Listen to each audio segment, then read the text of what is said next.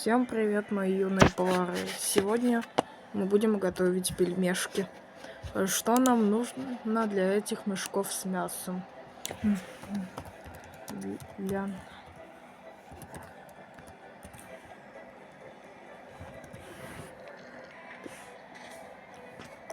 Воду в кастрюлю.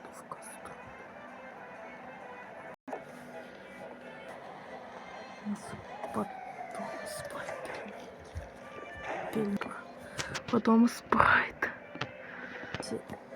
Семечки для вкуса. И ждем. Наши пельмени готовы. Теперь 2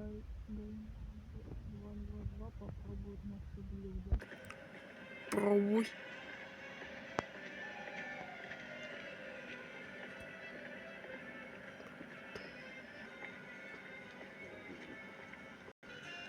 Спасибо за просмотр.